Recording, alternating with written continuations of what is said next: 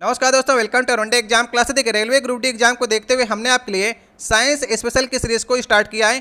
इसमें आपको physics, chemistry, biology के 30 महत्वपूर्ण क्वेश्चन कराएंगे जो आपके रेलवे के एग्जाम में पूछे गए क्वेश्चन है। अगर आपको रेलवे ग्रुप डी में नौकरी पानी है तो साइंस के आपको क्वेश्चन सही करके चलने होंगे। पिछले साल रेलवे ग्रुप डी में 20 से 25 क्वेश्चन साइंस के पूछे गए थे और जिसकी साइंस अच्छी थी उसका रेलवे ग्रुप डी में सिलेक्शन हुआ है। तो आपको भी प्रयास करना है। ये हमारा 7वां वीडियो है साइंस स्पेशल का। इसके पहले हमने आपको इसी प्रकार के 6 वीडियो कराए हुए हैं जिसे आप लोग प्ले स्टोर जाकर के वहाँ पर से भी देख सकते हैं। आज का हमारा पहला क्वेश्चन है, एक परमाणुक अणुओं वाली किसी गैस का उदाहरण है। ये 4 ऑप्शन आपको दी गए, तो इन चारों ऑप्शन आपको चेक करना है कि एक परमाणुक अणुओं वाली गैस कौन सी है। चलिए एक बार आप लोग प्रयास करिए। सबसे पहले ऑप्शन को देखिए, यहाँ पर हाइड्रोजन लिखा गया है। तो हाइड्रोजन कभी भी स्वतंत्र अवस्था में नहीं रहता, या तो ये H2 बना लेगा, या तो HCl बना लेगा, या तो कोई अदर कंपाउंड बना लेगा। ठीक है, तो यहाँ पर देखिए अगर H2 बना लिया तो ये द्विपरमाणुक हो गया और आपसे पूछा है एक परमाणुक। HCl में भी आपके 2 परमाणु हैं, तो ये वाला ऑप्शन गलत हो गया। इसके बाद ऑक्सीजन और नाइट्रोजन, ऑक्सीजन भी O2 बनाता है, ओजोन भी बना लेता है, नाइट्रोजन N2 बनाता है, तो ये गलत हो गया। नियान और आर्गन जो है ये नोबल गैसों में आती हैं और नोबल गैसें निष्क्रिय गैसें हैं, किसी से क्रिया नहीं करती हैं। तो ये जो होगा आपका ये सही ऑप्शन होगा। ठीक है, एक ही परमाणु रहेंगी, किसी से क्रिया नहीं करेंगी, तो सिंगल आपका नियान इस प्रकार से लिखेंगे, आर्गन इस प्रकार से लिखेंगे, ये किसी से क्रिया नहीं करती हैं। नाइट्रोजन लिखा गया, नाइट्रोजन क्रिया करता है, तो कौन सा ऑप्शन सही होगा? सही ऑप्शन होगा तीसरा वाला ऑप्शन। अगर आपको वीडियो अच्छा लग रहा हो तो वीडियो को लाइक कर दीजिएगा। अगर आप लोग पहली बार चैनल पर आए हो तो नीचे आपको लाल रंग की सब्सक्राइब के बटन देखिए, उसे दबाकर लाल से काली कर दीजिएगा ताकि आने वाली वीडियो आपके पास सबसे पहले पहुँच सकें। दूसरा क्वेश्चन है, निम्नलिखित में से किन पुर्जों को अल्ट्रासाउंड का उपयोग करके साफ किया जाता है? आसान पहुँच वाले पुर्जे, बड़े आकार के पुर्जे, कठिन पहुंच वाले, या फिर साधारण पुर्जे। चलिए 4 ऑप्शन है, प्रयास आपको ही सबसे पहले करना है। इसका सही ऑप्शन होगा कठिन पहुंच वाले पुर्जे। देखिए, कोई भी मशीन है जहां पर आपकी पहुंच नहीं है, आपका हाथ नहीं पहुंच पा रहा है या फिर कोई अन्य मशीन नहीं पहुंच पा रही है और उसकी आपको सफाई करनी है, तो सफाई करने के लिए, आपको साफ करने के लिए, मान लीजिए तेल लगा है, ग्रीस लगी, कुछ भी लगा है, जंग लग गई है, तो आपको वहाँ पर मशीन कोई अन्य नहीं पहुँच पा रही है, हाथ ही नहीं पहुँच पा रहा है, तो वहाँ पर आप अल्ट्रासाउंड का प्रयोग करेंगे। अल्ट्रासाउंड में क्या होता है, तेज फ्रिक्वेंसी की ध्वनि तरंगें भेजी जाती हैं। जैसे ही तेज फ्रिक्वेंसी की ध्वनि तरंगें भेजेंगे तो जो वहाँ पर ग्रीस, तेल या फिर जंग लगा हुआ है वो उसके कण जो होते हैं कंपन करने लगते हैं और कंपन करके वहाँ से अपना स्थान छोड़ देते हैं, अपने बाद में साफ कर सकते हैं। तो जो कठिन पहुँच वाले पुर्जे हैं उनको सफाई करने के लिए हम लोग अल्ट्रासाउंड का उपयोग करते हैं। तीसरा क्वेश्चन है, निम्नलिखित में से कौन सा ऊतक एक विंशवाहक या फिर अवरोधी के रूप में कार्य करता है? स्नायु, अवकाशी, उपास्थि या फिर वसामय। ये 4 ऑप्शन है। ठीक है, देखिए एक वसा संयोजी ऊतक का नाम आपने सुना होगा, इसका सही ऑप्शन है वसामय। इसे कहते हैं वसा संयोजी ऊतक कहते हैं। तो आपके शरीर में क्या होता है, बाहरी चोटों से, बाहरी आघातों से आपको बचाता है और एक अवरोधी के रूप में भी कार्य करता है। जैसे जो जानवर ठंडे प्रदेशों में रहते हैं उनकी चर्बी जो होती है बाहरी वाली वो मोटी हो जाती है, तो वो ताप रोधक का कार्य करती है, ताप को अंदर नहीं जाने देती है और ताप को बाहर नहीं निकलने देती है। इस प्रकार से वो रोधक का कार्य करती है, अवरोधी का कार्य करती है। तो इसे कहते हैं वसा संयोजी ऊतक, जिसे वसामय भी कहते हैं। चौथा क्वेश्चन है, सुक्रोज प्राकृतिक रूप से किसमें पाया जाता है? ये क्वेश्चन मैंने आपसे पिछले वाले सेट में पूछा था। तो सुक्रोज एक प्रकार की क्या है, शर्करा है, जो कि कहाँ पर पाई जाती है प्राकृतिक रूप से? गन्ने में पाई जाती है। पहला वाला ऑप्शन सही ऑप्शन होगा। 5वां क्वेश्चन है, निम्नलिखित में से कौन सी धातु ऑक्सीजन और जल के साथ में प्रबल रूप से अपक्रिया करती है? कैल्शियम, मैग्नीशियम, सोडियम और एल्युमिनियम। ठीक है, बताइए। देखिए आपने सोडियम का नाम सुना होगा। सोडियम जो है वो जल और ऑक्सीजन के साथ में बहुत तेज़ी से क्रिया करती है, इसलिए सोडियम को कभी खुला नहीं छोड़ा जाता है। सोडियम को हमेशा कैरोसिन या फिर मिट्टी के तेल के अंदर रखा जाता है। अगर आप इसे खुला छोड़ देंगे सोडियम, तो ये पानी से, नमी से क्रिया करने के बाद में सोडियम हाइड्रोक्साइड बना लेगी, हाइड्रोजन गैस बना लेगी और हीट पैदा करती है। ठीक है, हीट क्या करती है, आपको जला सकती है। अगर आपके हाथ में सोडियम रख दिया जाए और उसमें नमी आ जाए तो हाथ के आरों पार सोडियम निकल जाता है, तो इसमें हीट पैदा होती है, ताप पैदा होता है, इसलिए इसे कैरोसिन या फिर मिट्टी के तेल के अंदर रखा जाता है। 6वां क्वेश्चन है, निम्नलिखित में से कौन सा पादप ब्रायोफाइटा का संबंधित है या फिर ब्रायोफाइटा का उदाहरण है? 4 ऑप्शन आपको दी गई। अगर आपको वीडियो अच्छा लगा करे तो वीडियो को लाइक किया करिए और शेयर भी किया करिए ठीक है, प्रयास अवश्य किए करिए पहले एक बार, जो क्वेश्चन आपको नहीं आ रहा उसको कहीं पर नोट डाउन कर लिया करिए। जब एग्जाम के पहले 2-3 दिन पहले आपको उसे देख करके जाएंगे तो क्वेश्चन आपको कभी आपका गलत नहीं होगा। ठीक है, यहाँ पर आपसे ब्रायोफाइटा का उदाहरण पूछा है, तो देखिए पादप जगत को 3 भागों में बांटा गया। पादप को जगत को 3 भागों में बांटा गया, थैलोफाइटा, ब्रायोफाइटा और टैकियोफाइटा। तो आपसे ब्रायोफाइटा का उदाहरण पूछा है, सही ऑप्शन इसका होगा रिक्सिया। ठीक है, रिक्सिया जो है ब्रायोफाइटा का उदाहरण है। जबकि देवदार की बात करेंगे तो देवदार आपका किस में आता है, अनावृत बीजी में आता है। ठीक है, स्पायरोगाइडा किस में आता है, स्पायरोगाइडा एक प्रकार की एल्गी है, सवाल है। और कैल्डोफोरा किस में आता है, कैल्डीफोरा आपका आता है थैलोफाइटा में आता है। ठीक है, तो इसको आपको पादप जगत को जो आप थैलोफाइटा, ब्रायोफाइटा, टैकियोफाइटा पढ़ेंगे तब आपको ज़्यादा समझ में आएगा। ठीक है, इसी प्रकार से आप लोग सारे क्वेश्चन को सही कर सकते हैं। 7वां क्वेश्चन है, एक मल्टीमीटर एक इलेक्ट्रॉनिक माप उपकरण है जो एक इकाई में कई मापन कार्य को शामिल करता है। निम्नलिखित में से कौन सा मापन कार्य नहीं करता है। आपको इसमें मल्टीमीटर का उपयोग करना है, या फिर मल्टीमीटर को आपने कभी देखा हो, अगर नहीं देखा है तो आज मैं आपको दिखाने जा रहा हूँ, इसको देख लीजिए आप लोग। और मल्टीमीटर से आप क्या क्या चीज़ें चेक कर सकते हैं। आपसे पूछा क्या चीज़ का कार्य नहीं करता है, तो ये वैद्युत अनुनाद का कार्य नहीं करता है। बाकी ये विद्युत धारा को भी नाप सकता है, विद्युत विभवांतर को भी नापता है और विद्युत प्रतिरोध को भी नापता है। इसका सही ऑप्शन होगा दूसरा ऑप्शन। चलिए सबसे पहले आप लोग मल्टीमीटर को देख लीजिए और उसमें देखिए कि क्या ये विद्युत धारा को मापता है, विद्युत विभवांतर का कार्य करता है, प्रतिरोध का कार्य करता है कि नहीं करता है, इसको आप लोग देख लीजिए। ये देखिए हमारा मल्टीमीटर है, इसको देख लीजिए। जब आपके घर में कोई बिजली चेक करने आता होगा तो ये यंत्र लेकर आता है, इसे कहते हैं मल्टीमीटर। इसमें आप देखिए यहाँ पर से ये आपको 2 चीज़ें दिख रही हैं, इसको लगाता है उस बोर्ड पे जिसमें आपको देखना है क्या क्या चीज़ें आप इसमें चेक कर सकते हैं। यहाँ पर थोड़ा जूम करते हैं, देखिए यहाँ पर वोल्टेज लिखा गया, तो वोल्टेज को चेक कर सकते हैं।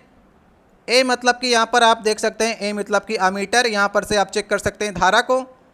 और यहाँ पर ओम का निशान आपको दिख रहा है, तो ओम का निशान है मतलब आप प्रतिरोध को यहाँ पर से चेक कर सकते हैं।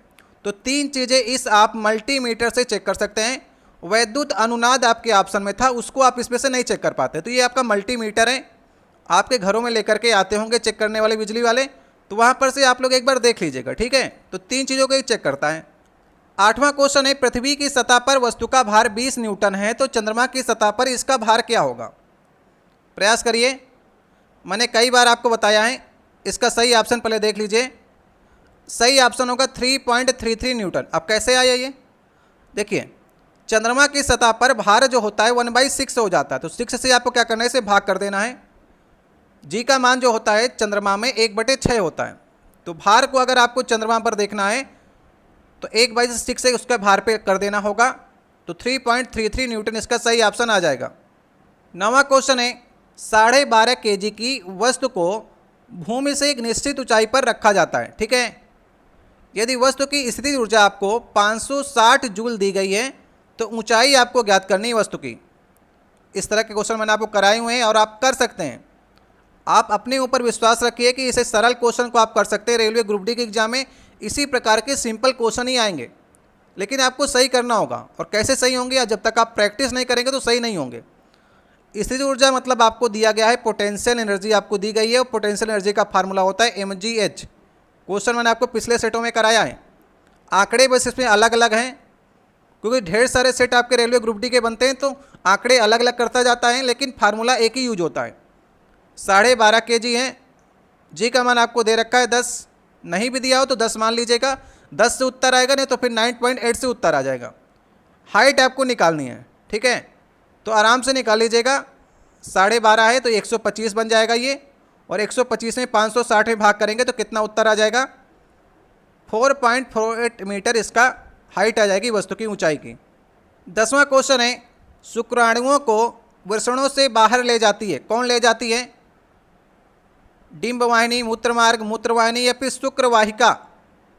देखिए अगर आपको रेलवे में भाषा संबंधित कोई दिक्कत होती है, अगर आपको हिंदी में समझ में नहीं आता तो ऑप्शन उसमें ऊपर से चेंज करने के लिए इंग्लिश का होता है। ठीक है, जब आप पेपर देखते होंगे, एनटीपीसी का पेपर दिए होंगे, तो वहाँ पर अगर आप हिंदी लैंग्वेज को सिलेक्ट करते हैं तो हिंदी से आपको सारे क्वेश्चन दिखाए जाते हैं, लेकिन हिंदी के अलावा इंग्लिश ऑप्शन सारे प्रश्न पत्रों की होती है।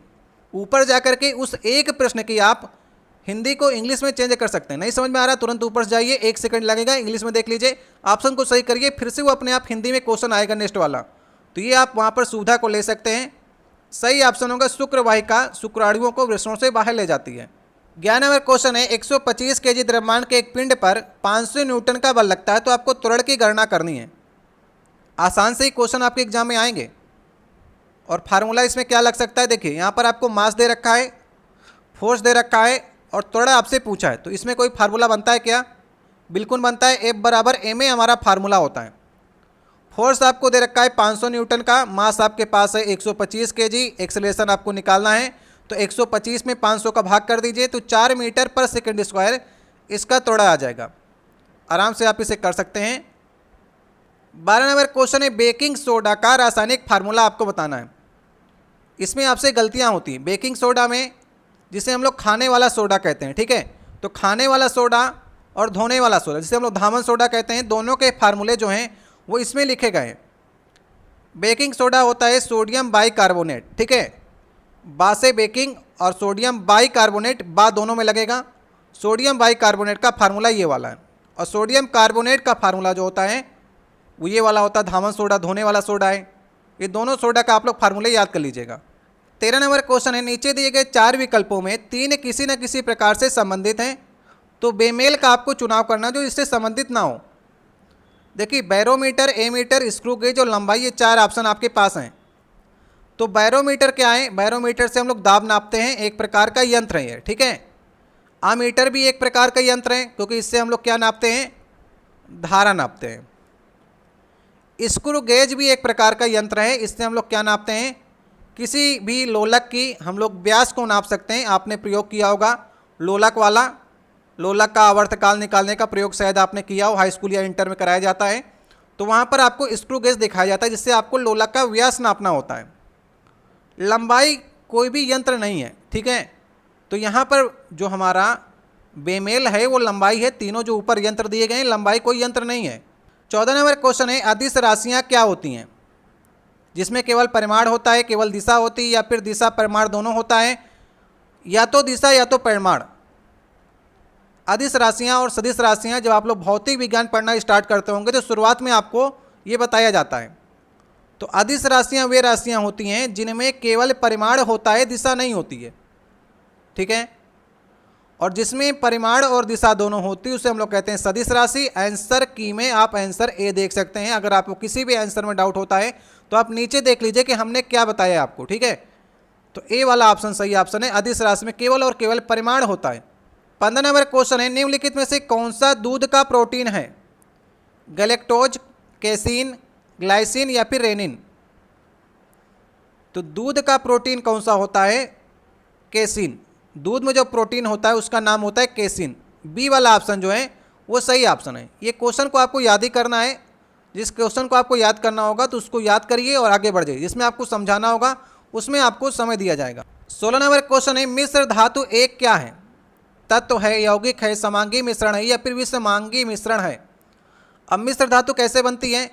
जैसे सोना हो गया एक धातु हो गया, कापर हो गया कोई धातु हो गया, अगर इन दोनों को मिलाते हैं तो एक मिश्र धातु बनेगी। धातु और धातु जब आपस में मिलेंगी या फिर अन्य धातुएं उसके साथ में मिल जाएं तो वो मिश्र धातुएं कहलाती हैं। और मिश्र धातु जो होती है एक प्रकार का समांगी मिश्रण होती है, ठीक है। अब समांगी मिश्रण क्या होता है? समांगी मिश्रण वह मिश्रण होता है जिसके प्रत्येक भाग में उसके अवयवी पदार्थों का जो संगठन और गुण होता है वो एक समान होता है। जैसे कि आप चीनी का ले लीजिए, चीनी और पानी का घोल ले लीजिए, तो चीनी और पानी के घोल को अगर आप लोग हाथ में निकालेंगे तो उसका स्वाद वैसा ही रहेगा जैसे आपका पूरे पतीले में पानी और चीनी रखा गया है, वैसा ही स्वाद रहेगा कि अगर आप थोड़ा सा उसका पार्ट कोई निकाल लें तो उसकी जो पदार्थों का संगठन है और सामान्य गुण हैं वो एक ही प्रकार के रहेंगे। जैसे मिश्र धातु है, कोई बहुत बड़ी मिश्र धातु है, उसका अगर आप एक पार्ट भी काट लेते हैं तो जैसे पूरे आपका पदार्थ का गुणधर्म रहा होगा वैसा ही इसका भी होगा, ठीक है। और आपस में बहुत अच्छे से मिल जाते हैं। समांगी मिश्रण है। विषमांगी मिश्रण क्या होता है? विषम होते ही आपस में मिल नहीं पाते हैं। जैसे कि आप क्या करिए, रेत में लोहे के टुकड़े डाल दीजिए तो आपस में मिल नहीं पाएंगे तो वो विषमांगी मिश्रण है। कंपाउंड क्या होता है? कंपाउंड का एक निश्चित अनुपात होता है। जैसे कि H2O है तो H2O में 2 हाइड्रोजन डालेंगे आप, 1 ऑक्सीजन डालेंगे तो यौगिक में एक निश्चित अनुपात होता है, जबकि मिश्रण में कोई निश्चित अनुपात नहीं होता है। सी वाला ऑप्शन सही ऑप्शन है। 17 नंबर क्वेश्चन है, मछली के लीवर ऑयल में प्रचुर मात्रा में क्या होता है? विटामिन डी होता है, विटामिन ई होता है, विटामिन ए होता है, या फिर दोनों, विटामिन डी और ए दोनों होता है? इसका सही ऑप्शन होगा विटामिन डी और ए दोनों होता है, ठीक है। और डी और ए क्या करता है? स्किन और बालों के लिए काफ़ी ज़रूरी होता है, इसलिए मछली का जो लीवर ऑयल होता है वो स्किन और बालों के लिए काफ़ी अच्छा होता है। अगर आप लोग मछली का सेवन करते हैं या फिर इसके तेल का सेवन करते हैं तो ज़रूर कीजिए और विटामिन डी और ए प्राप्त करिए। अगर नहीं करते हैं तो विटामिन डी और ए आपको बिना मछली के भी प्राप्त हो सकते हैं, ठीक है। जैसे पिछले वाले सेट में आया था कि सार्डिन जो मछली होती है उससे आपको ओमेगा 3 नामक फैटी एसिड आपको मिलता है, जो आपके मस्तिष्क के लिए काफ़ी ज़रूरी होता है। इससे आपका मस्तिष्क जो होता है काफ़ी तेज़ी से कार्य करता है। तो अगर आप सार्डिन मछली खाएंगे तो आपको ओमेगा 3 फैटी एसिड मिलेगा। अगर आपको मछली का तेल खाएंगे तो उसमें से आपको विटामिन ए और विटामिन ए प्राप्त हो सकता है, स्किन और बालों की अगर आपको समस्या है तो। बी वाला ऑप्शन सही ऑप्शन है। 18 नंबर क्वेश्चन है, 10 केजी द्रव्यमान वाली गतिमान वस्तु की गति ऊर्जा का मान क्या होगा यदि इसकी गति 20 मीटर पर सेकंड है? तो यहाँ पर आपको गतिज ऊर्जा का मान निकालना है। गतिज ऊर्जा का फार्मूला क्या होता है? 1/2 mv², ठीक है। तो यहाँ पर 1/2 रखिए, m आपको दिया गया 10 kg और इसको आपको स्क्वायर करना पड़ेगा तो बनेगा 400। ये 2 पंचे 10 बनेगा, 5 चौको 20, तो यहाँ पर आ जाएगा 2000 आ जाएगा। 2000 किस में आएगा? जूल में आ जाएगा। सही ऑप्शन हो जाएगा इसका दूसरा वाला ऑप्शन। 19 नंबर क्वेश्चन है, निम्नलिखित में से कौन सा तत्व निष्क्रिय गैस का उदाहरण है? मतलब नोबल गैस आपसे पूछी गई है, तो नोबल गैसें आपको याद होनी चाहिए। आयोडीन, क्लोरीन और ब्रोमीन जो है हमारी, ये हाइड्रोजन में आती हैं, जबकि आर्गन जो आती है वो निष्क्रिय गैस में आती है। अभी मैंने आपको पहला क्वेश्चन जो कराया था वहाँ पर मैंने आपको बताया कि आर्गन हो गया, नियान हो गया, हीलियम हो गया, ये सारी गैसें जो आती हैं आपकी वो नोबल गैसों में आती हैं। तो ये किसी से क्रिया नहीं करती हैं और एक परमाणविक भी होती हैं। अगर क्रिया कर लेंगी, अगर स्वयं से ही क्रिया कर लें तो ऐसे बन जाएंगी, जबकि ऐसा नहीं बनता है, ठीक है। स्वयं से भी क्रिया नहीं करती हैं। तीसरा वाला ऑप्शन सही ऑप्शन है। 20 नंबर क्वेश्चन है, निम्नलिखित में से कौन सक्रिय कार्बन का लाभ नहीं है? ठीक है, कार्बन एक पदार्थ होता है जिसे आप लोग कोयला भी कह सकते हैं। तो इसमें से कोयले के द्वारा आपको कौन सा लाभ प्राप्त नहीं होता है? चारों ऑप्शन को ध्यान से पढ़िए। सही ऑप्शन होगा पहला वाला ऑप्शन, कीमती धातु का उत्पादन। ये कार्बन का लाभ नहीं है, कार्बन से कोई भी कीमती धातु का उत्पादन नहीं होता है। जबकि भूजल और नगर पालिका जल का शोधन करता है कार्बन, पीने के पानी का शोधन करता है। आपके घर में जो आरओ लगा होता है उसके अंदर जो पार्ट्स लगे होते हैं उसमें कहीं पर कार्बन ही भरा होता है। कार्बन क्या करता है? अशुद्धियों को अपने अंदर खींच लेता है, ठीक है। विद्युत संयंत्र में भी हम लोग कार्बन का यूज करते हैं और गैस उत्सर्जन में भी कार्बन का यूज करते हैं। तो पहला वाला ऑप्शन में इसका लाभ नहीं है, बाकी सारे इसके लाभ हैं। 21 नंबर क्वेश्चन है, ऐसे पदार्थ जिनकी गंध अम्लीय या क्षारीय माध्यम में बदल जाती है उन्हें आप क्या कहते हैं? चार ऑप्शन है, अम्लीय सूचक, घ्राण सूचक, अम्लीय क्षारीय सूचक दोनों, या फिर क्षारीय सूचक। देखिए ये क्वेश्चन थोड़ा से अलग प्रकार से ही पूछा जाता है। जैसे लिटमस पेपर होता है, लिटमस पेपर क्या करता है? अम्ल और क्षार का सूचक होता है। तो जो आप देखेंगे बेस क्या करता है? लिटमस पेपर को ब्लू कर देता है। तो आप देख कर बता सकते हैं ना, लेकिन अगर कोई अंधा है तो कैसे करेगा? उसके लिए प्रयोग करते हैं हम लोग गंध सूचक की, अल्फेंट्री इंडिकेटर से यूज करते हैं, घ्राण सूचक का प्रयोग करते हैं। तो उसमें क्या करता है? अगर उसके पास अम्ल रखा है, एसिड रखा है और बेस रखा है, तो अब वो लिटमस पेपर का प्रयोग करके तो देख नहीं पाएगा, क्योंकि वो आँख से देख नहीं पाता है। तो वो क्या करता है? घ्राण सूचक का प्रयोग करता है। उसने ले लिया वनीला ले लिया, या फिर उसने ले लिया लौंग, या फिर प्याज ले लिया, ठीक है, अपने हाथ में ले लिया। जैसे ही वनीला के ऊपर, लौंग के ऊपर या प्याज के ऊपर वो एसिड डालता है, एसिड डालेगा तो वनीला के पास गंध होती है, वो गंध एसिड को डालने पर गंध नहीं जाएगी। लौंग में आप देखते होंगे गंध होती है, तो एसिड डालेगा तो गंध नहीं जाएगी। प्याज में गंध होती है, तो अगर एसिड डालेगा तो प्याज की गंध भी रहेगी। लेकिन अगर उसने तीनों में बेस डाल दिया तो उन तीनों की गंध जो है वो ख़त्म हो जाएगी। तो मालूम चल जाएगा कि हमने बेस डाला कि एसिड डाला है। तो इस प्रकार से जो अंधे लोग होते हैं वो सूंघ करके घ्राण सूचक के माध्यम से अम्ल और क्षार की पहचान करते हैं। ये भी क्वेश्चन आपके एग्जाम में पूछा गया, रेलवे के एग्जाम में पूछा गया क्वेश्चन है। तो यहाँ पर इसका सही ऑप्शन होगा घ्राण सूचक। इंग्लिश में याद कर लीजिएगा ऑल्फैक्टरी इंडिकेटर्स। कभी कभी घ्राण सूचक लिख के नहीं आता है, ऐसे ही लिख देता है। 22 नंबर क्वेश्चन है संतुलित रासायनिक समीकरण द्वारा किसकी जानकारी को व्यक्त किया जाता है। संतुलित रासायनिक समीकरण किसे कहते हैं? जैसे कोई भी आप रिएक्शन कराएं, H2 + O2 की रिएक्शन करा रहे हैं और बन रहा है H2O, पानी बन रहा है। अब इसे संतुलित करिए। यहाँ पर 2 हाइड्रोजन है, यहाँ पर भी 2 हैं, लेकिन यहाँ पर 2 ऑक्सीजन है, तो यहाँ पर 2 करिए। अब यहाँ पर 4 आपके हाइड्रोजन हो गए, तो यहाँ पर आप 2 कर दीजिए। तो इस प्रकार से समीकरण जो हो गया संतुलित हो गया। हमें क्या क्या चीज़ें संतुलित करनी पड़ी? इधर की ओर अभिकारक होते हैं, इस साइड लेफ्ट हैंड साइड, और राइट हैंड साइड में उत्पाद होते हैं। तो अभिकारक और उत्पाद का द्रव्यमान हमें मिल गया, बिल्कुल सही है। प्रक्रिया में शामिल अणुओं की संख्या मिल गई, कितने अणु शामिल हो रहे हैं ये भी आपको मिल गया। अभिकारक और उत्पादों से संबंधित सूत्र भी आपको मिल गए। तो विकल्पों में से सभी आपको मिल जाएंगे अगर आप एक संतुलित रासायनिक समीकरण लिख देते हैं। सी वाला ऑप्शन सही ऑप्शन है। 23 नंबर क्वेश्चन है इनमें से कौन विभवांतर के समानुपाती होता है? 4 ऑप्शन आपको दिए गए। देखिए विभवांतर के समानुपाती कौन होता है? आप जानते होंगे ओम के नियम के अनुसार V = IR होता है। तो V प्रोपोर्शनल टू I के होता है और V प्रोपोर्शनल टू प्रतिरोध के होता है, ठीक है, रेजिस्टेंस के बराबर होता है। तो अनुक्रमानुपाती आपसे समानुपाती पूछा है, तो यहाँ पर विभवांतर के धारा होगी और प्रतिरोध होगा। तो धारा दिया गया आपके ऑप्शन में, तो पहला वाला ऑप्शन को आप सही कर देंगे। अगर प्रतिरोध भी दिया गया होता तो उसको भी सही कर देते। दोनों ही अनुक्रमानुपाती होती हैं, फिर समानुपाती होती विभवांतर के। 24 नंबर क्वेश्चन है निम्नलिखित में से कौन सा पर्यावरण के अधिक अनुकूल है? ठीक है, लकड़ी के कोयले का जलना, लकड़ी का जलना, कोयले का जलना, डीजल का जलना। वैसे अगर चारों जलेंगे तो प्रकृति को नुकसान तो होगा, लेकिन इन चारों में से आपसे पूछा है कि अधिक अनुकूल कौन है। चारों वैसे प्रकृति के लिए कार्बन डाइऑक्साइड निकालेंगे तो प्रकृति के लिए घातक हैं, लेकिन इन चारों में से आपको बताना है कि बेस्ट कौन सा है पर्यावरण के दृष्टिकोण से। सही ऑप्शन होगा पहला वाला ऑप्शन, ठीक है। पहले वाले ऑप्शन में लिखा कि लकड़ी के कोयले का जलना जो होता है वो पर्यावरण के लिए अधिक अनुकूल है इन चारों ऑप्शन की अपेक्षा। निम्नलिखित लिखा है ना, ठीक है। अब लकड़ी का कोयला बनता कैसे है? जैसे जो लकड़ी होती है उसको ऑक्सीजन की अनुपस्थिति में, मतलब हवा की अनुपस्थिति में हाई टेम्परेचर पर गर्म किया जाता है, तो उससे लकड़ी का कोयला बनता है। तो लकड़ी का कोयला जब जलता है तो सिर्फ और सिर्फ उसमें कार्बन डाइऑक्साइड गैस निकलती है। तो कार्बन डाइऑक्साइड गैस इतनी घातक नहीं है जितनी कार्बन मोनोऑक्साइड घातक है, ठीक है।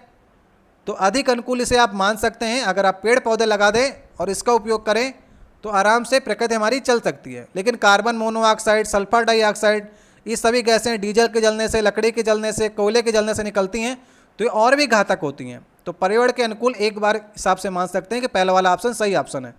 25 नंबर क्वेश्चन है पौधे में कोशिका भित्ति का निर्माण करने वाले जटिल कार्बोहाइड्रेट को क्या कहा जाता है? सुक्रोज, सिलुलोज, लैक्टोज या माल्टोज। पौधे की जो कोशिका भित्ति होती है, ऊपरी वाली भित्ति होती है, वो जटिल कार्बोहाइड्रेट से बनी होती है जिसका नाम होता है सिलुलोज। सही ऑप्शन होगा इसका बी वाला ऑप्शन।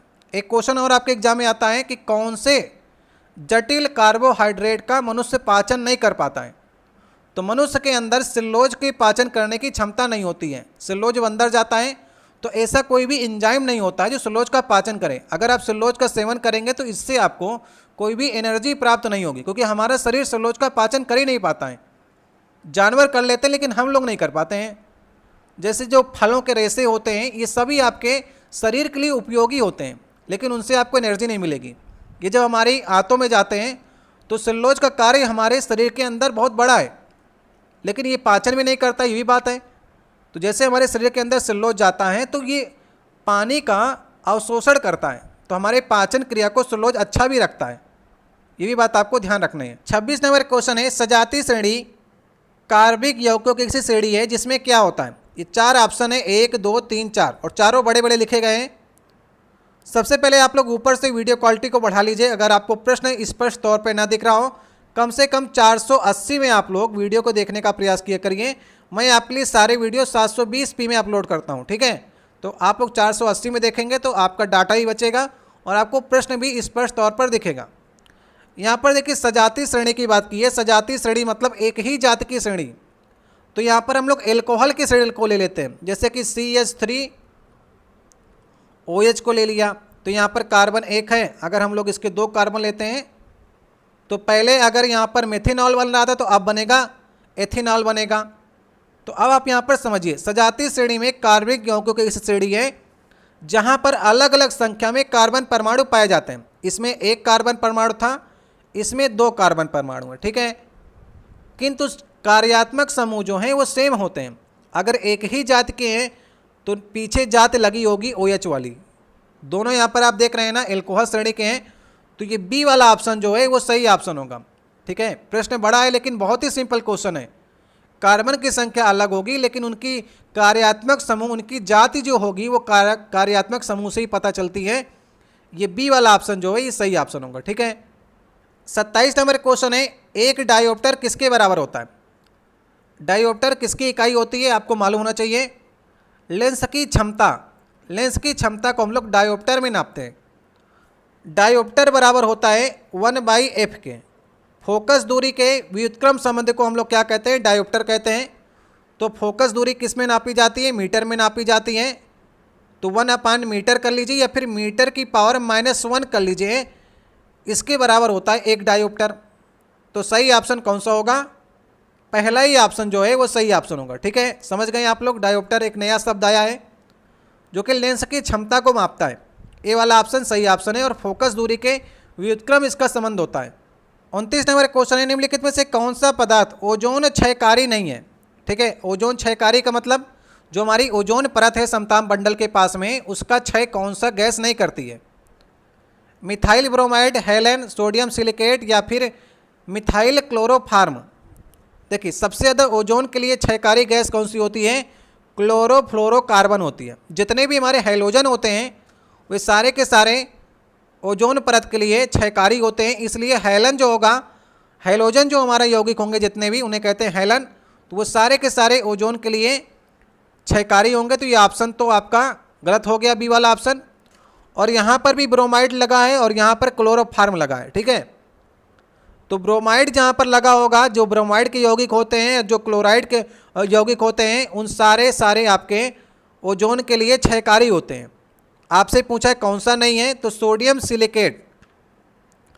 अब सोडियम सिलिकेट किससे बना होता है? सोडियम सिलिकेट जो बना होता है वो सोडियम से बना होता है और सिलिका से बना होता है। तो सोडियम और सिलिका क्या इफेक्ट करेंगे? इसलिए ये वाला ऑप्शन जो है ये सोडियम सिलिकेट का फार्मूला है। इसे हम लोग वाटर ग्लास का भी नाम देते हैं सोडियम सिलिकेट को। तो ये ओजोन के लिए क्षयकारी नहीं है। बाकी तीनों जो हैं, ब्रोमाइड, क्लोराइड, जितने भी हैलोजन से यौगिक बनते हैं वो सारे के सारे ओजोन को क्षय पहुंचाते हैं। 30 नंबर क्वेश्चन है, आज का लास्ट क्वेश्चन होगा। तार और अन्य प्रतिरोध, स्विच और एक सेल के टर्मिनल से मिल करके बने एक सतह धारावाही मार्ग जिसमें से होकर के धारा प्रवाहित होती है, उसको क्या कहा जाता है? चलिए बढ़िया क्वेश्चन है, समझिए। कोई परिपथ है, सही ऑप्शन इसका परिपथ ही होगा, डी वाला ऑप्शन सही ऑप्शन है।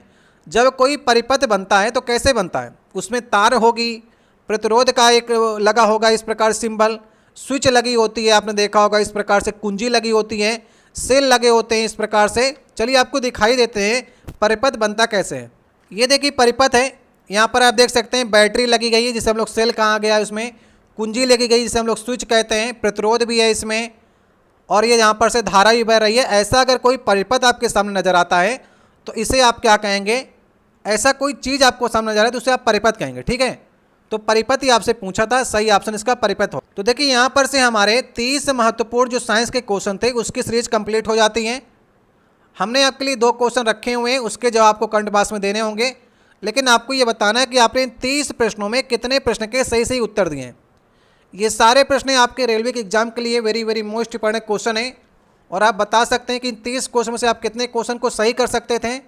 और नेक्स्ट बार अगर आपके 20 से कम स्कोर होता है तो एक बार और देखिएगा, और जब तक आपके 25+ नहीं सही हो जाते हैं तब तक आप सीरीज को कंटिन्यू रखने के लिए कह सकते हैं। हम लगातार आपके लिए साइंस स्पेशल की सीरीज चला रहे हैं। समय आपका गड़बड़ हो सकता है, अभी 4 बजे दे रहे हैं, कभी आपको सुबह भी दे सकते हैं। तो समय के लिए मैंने आपसे पूछा था, आपने कहा था कि समय आप कभी भी दें लेकिन आपको वीडियो चाहिए, ठीक है। तो कभी मैं आपको वीडियो अपलोड कर सकता हूँ, इसके लिए आपको लगातार वीडियो को देखना होगा, स्कोर बताना होगा। आपके लिए 2 क्वेश्चन छोड़े जा रहे हैं, उनके जवाब आप लोग कमेंट बॉक्स में दीजिएगा।